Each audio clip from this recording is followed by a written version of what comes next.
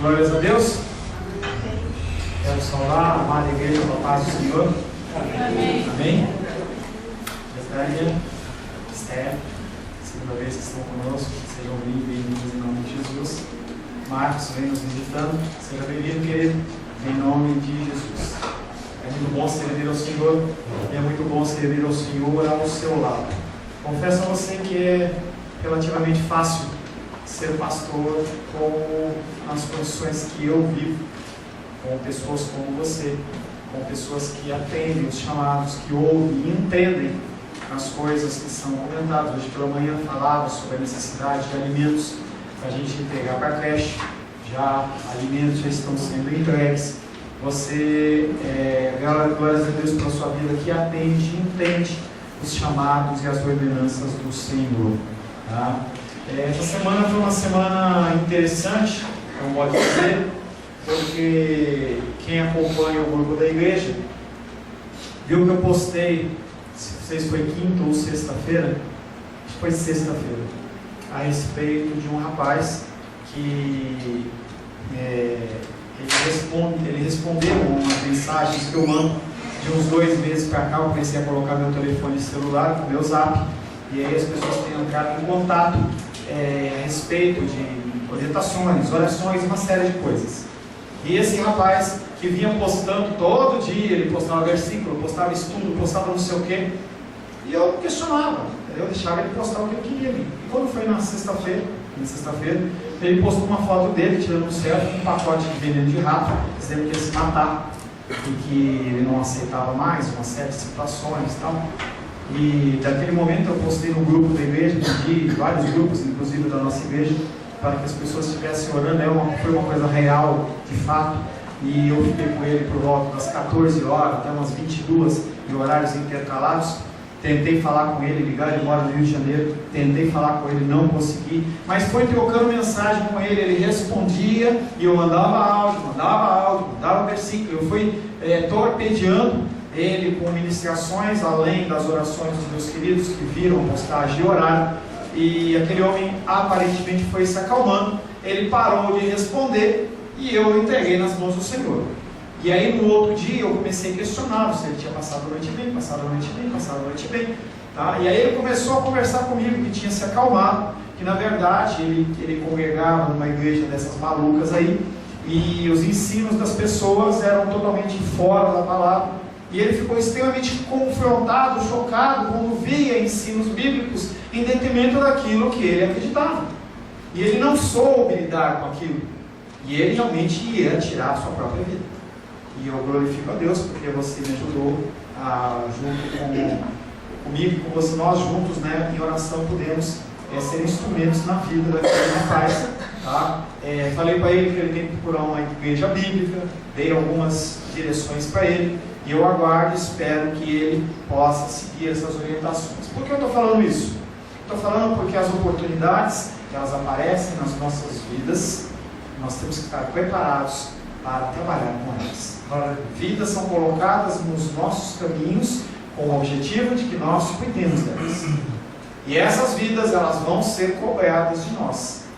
Você não deve fazer por causa da cobrança, e sim em demonstração pelo próprio amor que Deus derramou sobre a sua vida. A salvação, o fôlego de vida, a alimentação, o trabalho, família, vestuário e toda a sorte de coisas que o Senhor tem te abençoado. Quando as pessoas forem apresentadas para você, ajude. Esta noite, quero convidar o irmão Paulo aqui na frente. O irmão Paulo ele vai estar trazendo a mensagem do Senhor para os nossos corações. Um Paulo César sai e o outro Paulo César, hein? Só falta a gente falar com uma voz parecida. Aí se a gente tiver um programa de rádio, o senhor está treinando, né? Tá, lógico, né? Só falta a gente ter um programa de rádio que é falar assim: olha, quem está pregando agora é o pastor Paulo César. Se foi eu ou ele com a mesma voz, ninguém vai saber. Glória a Deus. Vamos orar. Senhor, em nome de Jesus, queremos colocar na tua presença, Pai, a vida do teu servo, que nesta noite, Pai, que ele foi imbuído pelo Senhor de trazer, Pai querido, uma mensagem aos nossos corações. Peço a Ti, Pai querido, que o Senhor possa capacitá-lo na força, na graça e na sabedoria do Senhor, em nome de Jesus. Amém. Glória a Deus. A paz, queridos. Amém. É muito bom falar do Senhor. É muito bom dizer que nós somos do Senhor. Mas eu meditei por muito para trazer esse sermão para o dia de hoje. E a mensagem, ela corresponde exatamente a essas palavras.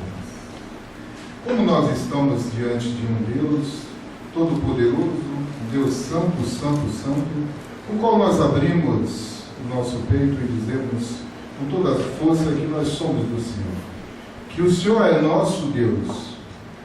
Nós temos que refletir dia após dia, queridos, porque, infelizmente, nós somos pecadores. E o pecador, ele carece de Deus todos os dias. Nós precisamos de Deus. A sua misericórdia, ela tem que estar sobre nossas vidas todos os dias. Porque se nós não estivermos de fato sobre essa graça, essa misericórdia de Deus, infelizmente, eu tenho que falar para todos que em vão é tudo que nós falamos. O presbítero Sebastião falou uma passagem que Paulo diz: em vão serão todos nós, em vão seremos nós aqui nessa terra. E assim é verdade. Nós carecemos da misericórdia de Deus todos os dias. A palavra hoje, ela tem como foco a palavra arrependimento. Uma palavra forte, que ela é trazida por dois personagens no início do Novo Testamento. Logo no Evangelho de Mateus, nós observamos dois personagens falando para nós acerca do arrependimento. Eu quero que Deus nos ajude a compreender acerca desse assunto. Nós precisamos entender mais acerca desse assunto. Eu quero que os irmãos abram comigo Mateus 3. Nós vamos ler Mateus 3 e vamos percorrer por algumas passagens bíblicas, as quais nos levam ao entendimento dessa palavra. Mateus 3, a partir do versículo 1 e o 2, diz assim: o primeiro personagem, ele é João Batista. João Batista, ele inicia o seu ministério batendo forte e chamando todos a um arrependimento. Ele diz assim, a palavra de Deus diz assim: naqueles dias apareceu João Batista pregando no deserto da Judéia e dizia: arrependei-vos, porque está próximo o reino dos céus. João Batista chega batendo forte para uma raça, como ele diz logo à frente, uma raça de vida. Um povo pecador, um povo que se achava muito, mas distante de Deus eles estavam léguas. Abram comigo novamente, mesmo em Mateus, agora no capítulo 4, o versículo é o 17. Agora nós temos o segundo personagem, e esse personagem é Jesus Cristo. Jesus Cristo nos traz a mesma mensagem. Mateus 4, o versículo é o 17. Mateus 4, versículo 17. Assim diz a palavra: daí por diante passou Jesus a pregar e dizer: arrependei-vos, porque está próximo o reino dos céus. Então nós temos que entender tão grande e valiosa é essa orientação da parte do nosso Senhor acerca desse assunto, arrependimento. Abram comigo mais uma passagem em Atos 3,19, acompanhe comigo. Atos 3,19.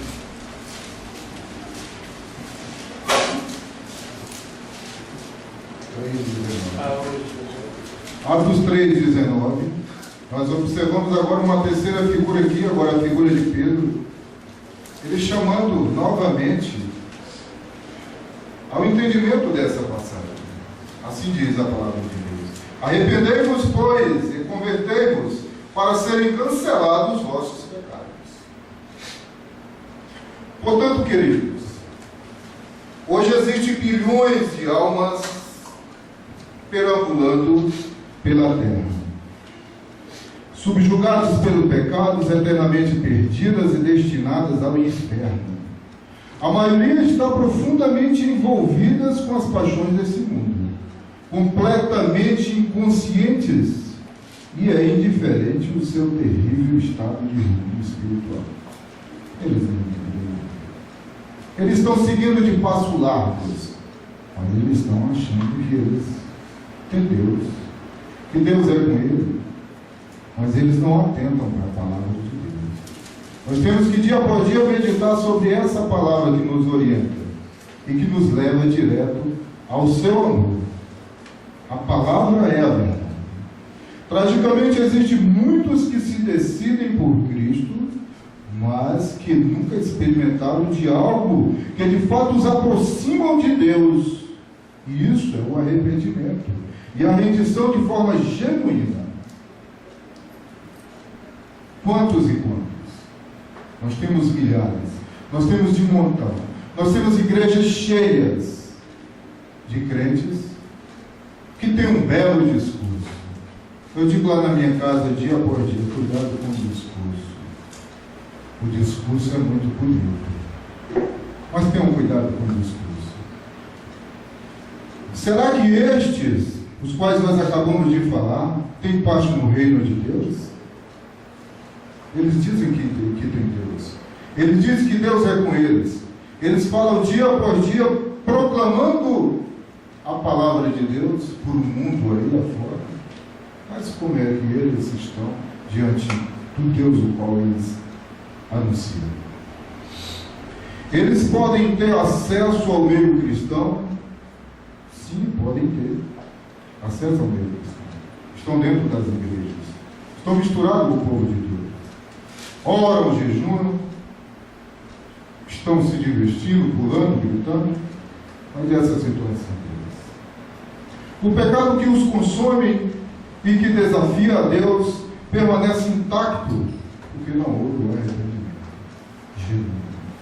Não tem jeito, esse pecado reina. E com orgulho bem firmado no trono do seu coração, essas pessoas acham que não precisam entregar o controle de suas vidas ao Senhor. Para quê? Eu vou dividir a glória com outro Deus? Eu sou o meu Deus.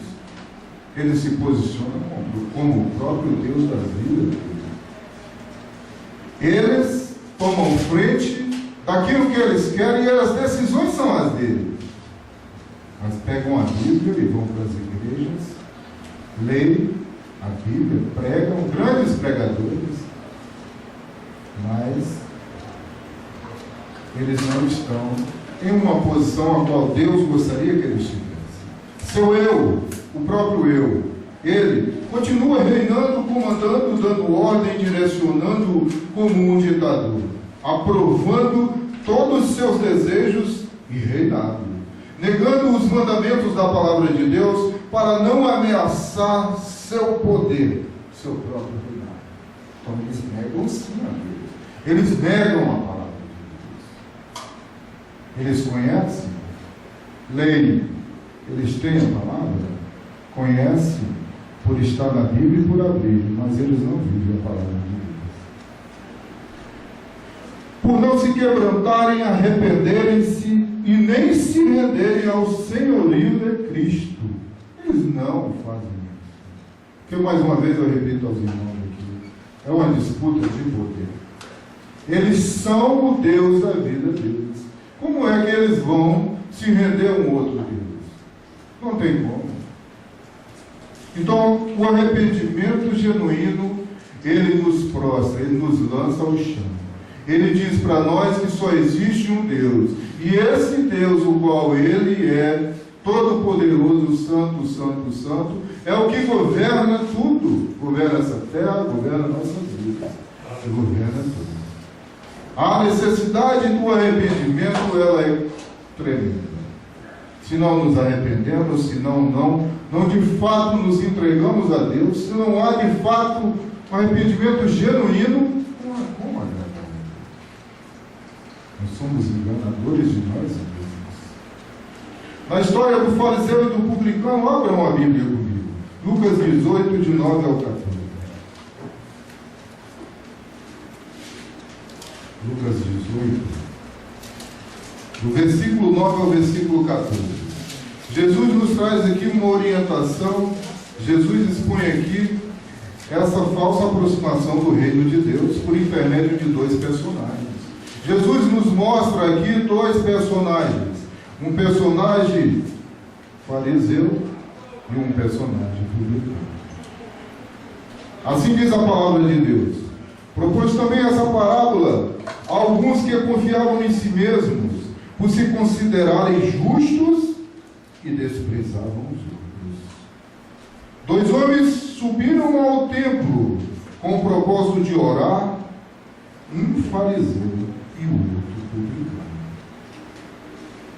O fariseu, posto em pé, orava de si para si mesmo, desta forma: ó Deus, com os braços abertos, graças te dou, porque não sou como os demais homens, roubadores, injustos e adúlteros, nem ainda como este publicano. Jejuo 2 vezes na semana e dou o dízimo de tudo quanto ganho. O publicano, estando em pé, longe, não ousava nem ainda levantar os olhos ao céu, mas batia no peito, dizendo: ó Deus, se propício a mim, pecador, seja propício a mim, seja comigo, tende misericórdia de mim, pecador. Digo-vos que este desceu justificado para a sua casa, e não aquele, porque todo o que se exalta será humilhado, mas o que se humilha será exaltado. Glórias a Deus. Jesus impõe essa falsa aproximação do reino de Deus por intermédio desse fariseu. Ousado. Fariseu ousado. Ele chegava diante de Deus, todo-poderoso, santo, santo, santo, em pé de igualdade. E ainda trazia para o Deus Santo propostas indecentes, as quais eu dizimo de tudo que eu tenho, eu jejuo 2 vezes por semana. Muito bom mesmo, muito bom diante de um Deus todo-poderoso. A proposta desse fariseu era de fato muito grandiosa. Contrastando com a verdadeira conversão, estes confiavam em si mesmos, crendo que eram justos e assim desprezavam os outros. Dessa forma, a história vem confrontando todos aqueles que nunca removeram sua confiança de si mesmo e o depositaram em Deus. Esses eram os fariseus. E nós temos fariseus nos dias de hoje. Nós estamos cheios de fariseus nos dias de hoje. Fariseus igrejeiros. Aqueles que vê um irmão passando necessidade, ele dá a volta. Não vou passar perto não, que ele pode me pedir uma ajuda. Fariseu que vê um na estrada e no para-brisa do carro dele está escrito: pertence ao rei, e não dá uma carona por ele. Dentre muitas outras coisas. Fariseus dos dias de hoje, que pega até mais dos 10% do seu salário e traz, achando que está pechinchando com Deus, achando que está fazendo muito para um Deus todo-poderoso, dono do ouro e da prata. Nós temos fariseus nos dias de hoje. Jesus começa a parábola descrevendo como o fariseu se aproxima de Deus.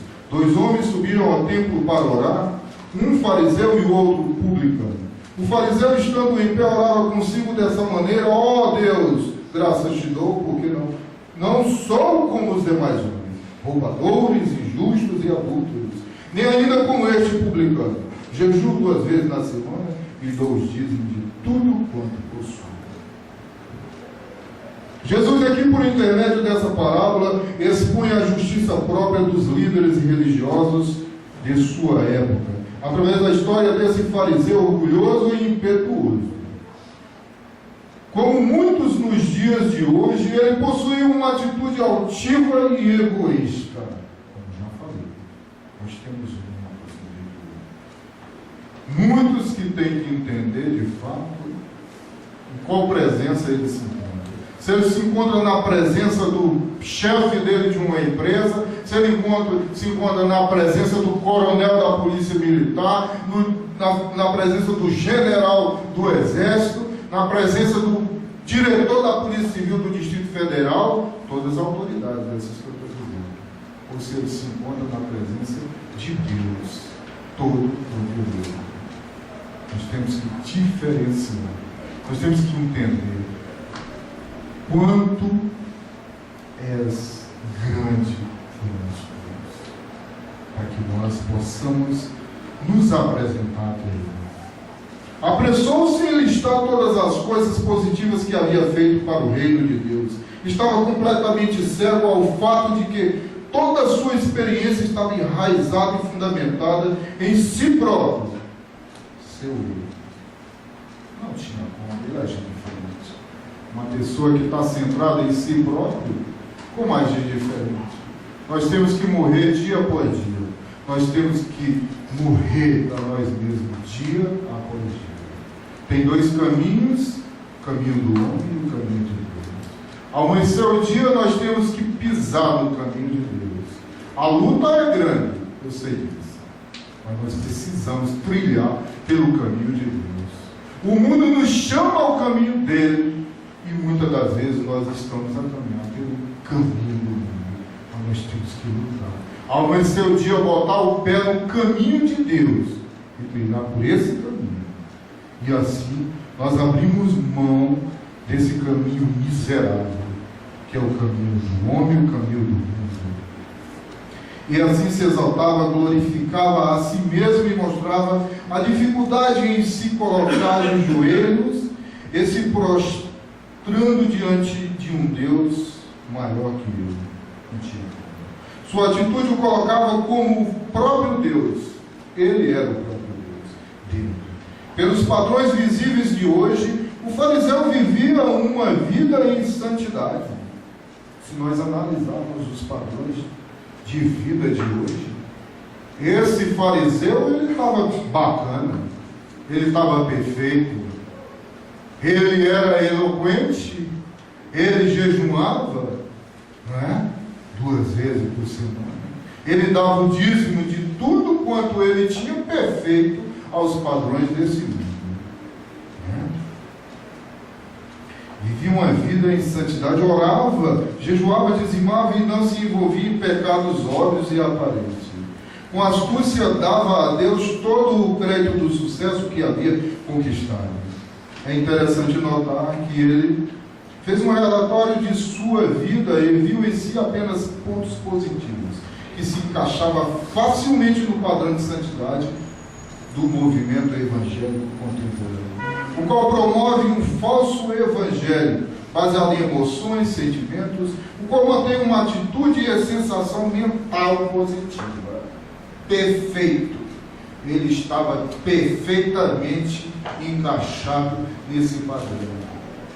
Um padrão evangélico de que tudo está certo, de que tudo pode, mas que estão distantes de Deus, que estão caminhando de passos largos para o inferno. Igrejas lotadas, caminhando para o inferno, porque não se prostram diante de Deus. Se não se prostram diante de Deus, não tem outro caminho. Não tem jeito de estarem com Deus, o qual eles pregam e até conhecem por intermédio da Bíblia. É também óbvio que esse fariseu tinha pouquíssimo temor e reverência a Deus. O seu amor próprio cegara a sua percepção de que Deus deixara de ter importância para ele, levando-o a agir com arrogância e grosseria. Lógico, a forma da qual ele chega até Deus é a arrogância e grosseria mesmo. Diante de um Deus santo, santo, santo, chegar da forma que chega, de peito estufado, dizendo e falando da forma que ele se colocou, ele é grosseiro sim, arrogante. Dessa forma, não se dirigia ao trono de Deus com humildade e a atitude de submissão que o Senhor valoriza naqueles que desejam ser como Jesus. Como nós pregamos todos os dias, como nós clamamos todos os dias, até em nossas orações, que queremos ser como Jesus e se posicionamos de tal maneira. Temos que rever nosso modo de ser. Temos que rever nosso cristianismo. Será que nós se arrependemos de fato? Será que o arrependimento genuíno chegaste em nossas vidas? A forma como o outro se aproxima de Deus foi bem diferente. O publicano, porém, estando de pé de longe, nem ainda queria levantar os olhos ao céu, mas batia no seu peito, dizendo: ó Deus, tende misericórdia de mim, pecador. Tende misericórdia de mim, pecador. O publicano se posiciona à distância, não tem coragem nem de olhar para cima, de cabeça baixa, clama em alta voz, batendo no seu peito: ó Deus, tende misericórdia de mim. Não entrou de peito estufado diante de Deus, exigindo atenção exclusiva. Na verdade, se manteve à distância, não ousando sequer levantar os olhos para o Senhor. Estava desesperado com sua própria indignidade, enquanto permanecia na presença do Todo-Poderoso. É assim como nós temos se posicionado, como esse miserável público, cientes de quão miseráveis somos nós para se aproximar de um Deus tremendo. Estava desesperado com sua própria indignidade. Enquanto permanecia na presença do Todo-Poderoso, seus pecados são expostos. Estava na sua frente, enquanto se prostrava na presença do Deus Santo, o Santo Deus. Sofria por estar tão distante de ser parecido com Jesus. E se lamentava profundamente de tão pouco ter havido feito para Deus. Tão pouco fazemos para Deus. Tão pouco fazer para Deus. E assim se colocava diante do Criador em busca simplesmente da misericórdia. Simplesmente da misericórdia. Posicionado diante de Deus. Tende misericórdia de mim, miserável pecador. No dia de hoje, os que pertencem às igrejas triunfalistas, que pregam o evangelho da prosperidade e vitórias, poderiam sugerir que este homem simplesmente precisava de certificar de que ele é com Cristo. As igrejas triunfalistas, elas agem dessa forma. Talvez o repreendesse por sua atitude negativa e o rotulasse como um perdedor espiritual, que estaria vivendo uma vida derrotada. Essas igrejas triunfalistas e de vitória, talvez diriam assim, porque não entendem também, porque muitos não entendem. Tão grande as nossas vidas, que Deus não é o nosso serviçal. Talvez eles não entendam isso. Que Deus não está à nossa disposição. Talvez eles pensem assim. É importante entendermos do quanto Deus é grande diante de tudo. Você é filho do rei e deveria pensar em si mesmo como tal, diriam eles. Precisa declarar isso com fé.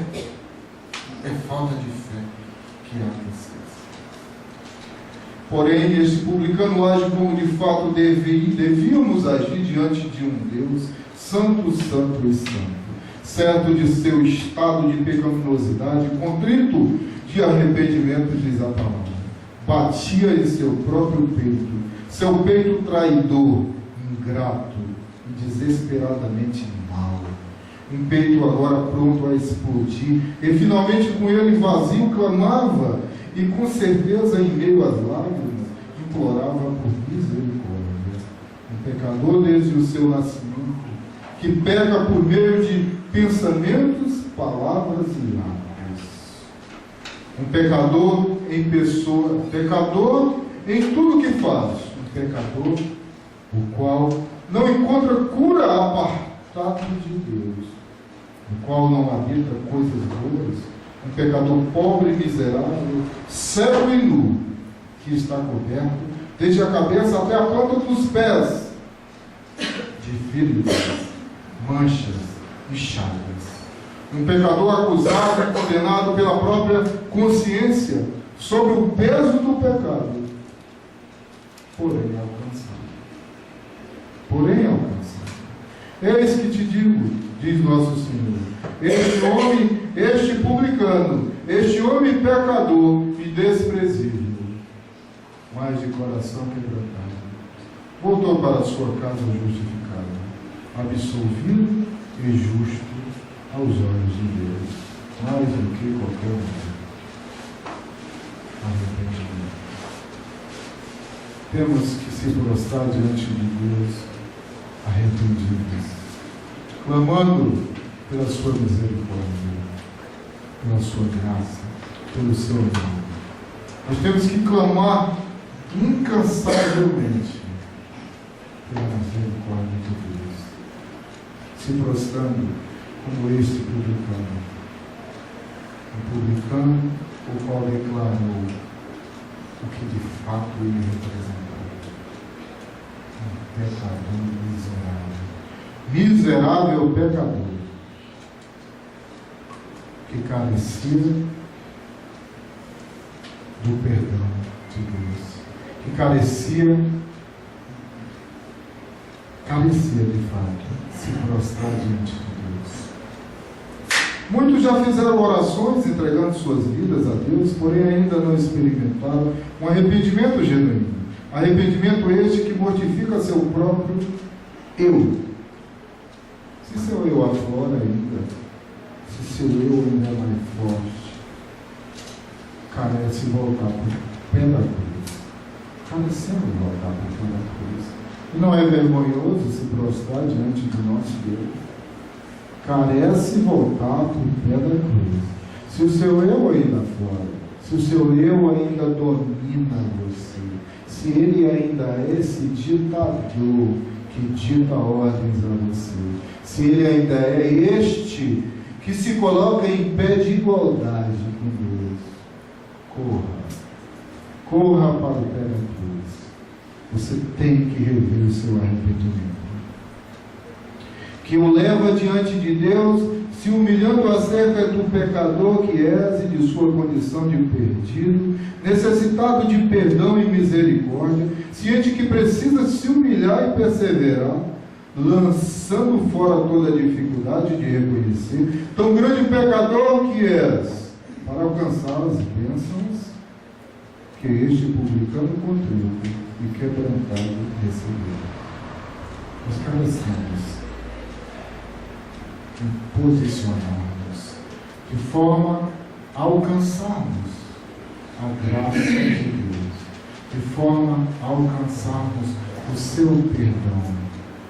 É necessário lançar-se debaixo da misericórdia de Deus para de fato provar de um amor incondicional, o qual transforma verdadeiramente pecadores em filhos de Deus. Nós temos que ser transformados, nós carecemos dessa transformação. Arrependei-vos, que é chegado o reino de Deus. Arrependei-vos, que é chegado o reino de Deus. Nós precisamos, queridos, rever dia por dia o nosso nível de cristianismo. Não é interessante que a gente se acostume com tudo que chega até nós, com o formato que esse mundo nos apresenta de um cristianismo light, de um cristianismo que é fácil, de um cristianismo que facilmente chegamos à presença de Deus. Nós não podemos se conformar com esse padrão. O padrão é muito além.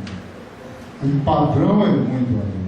Nós precisamos se prostrar diante de Deus, clamando sua misericórdia. Aleluia. Portanto, arrependei-vos. Arrependei-vos, que é chegado o reino de Deus nas suas vidas. Baixem a cabeça, vamos orar.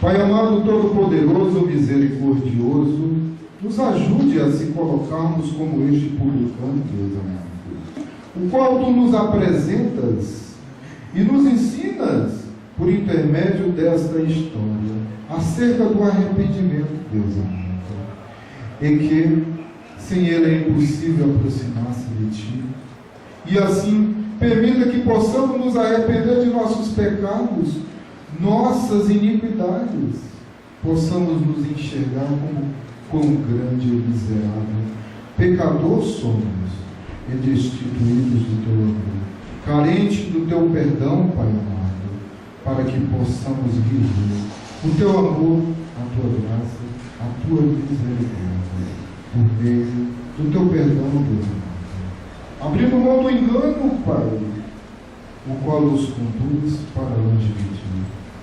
Nós nos entregamos a Ti, Pai amado, pois só Tu és o Senhor. E com as palavras de Simão Pedro em João 6,66, eu finalizo. Só Tu tens a palavra da vida eterna. E assim nós te agradecemos, Deus, em nome de Jesus. Amém. Glórias a Deus.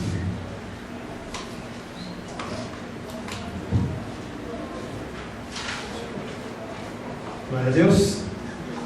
Arrependimento não é uma notícia, não é um ensinamento novo, não é algo que está apenas nas palavras do Evangelho, mas é um tema que ele é recorrente por toda a palavra de Deus. Desde Gênesis, a partir do momento em que o homem pecou, em que o homem ele saiu da presença de Deus por deixar e permitir que o pecado entrasse no mundo através da desobediência, o arrependimento é a tônica da mensagem de Deus.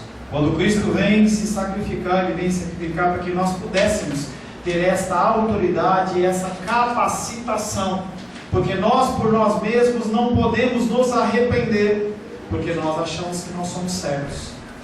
Conforme o meu querido falou, nós podemos nos posicionar como fariseus, pessoas que acham que está tudo certo, que o padrão do mundo é a minha vida.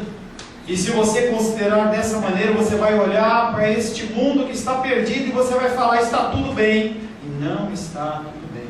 Ou você pode curvar a sua cabeça como um publicano, como uma pessoa que é dependente, como uma pessoa que é carente do Senhor, e como Paulo disse, ir à cruz. Arrependimento é a tônica da palavra de Deus. Você é convidado a se arrepender, não uma vez, não no dia do batismo somente, não apenas em uma cerimônia pública, mas todos os dias, seja de uma forma secreta, seja de uma forma pública, sempre através de ações concretas. Que nós não sejamos crentes apenas de palavra e de língua, mas o sejamos através das nossas atitudes.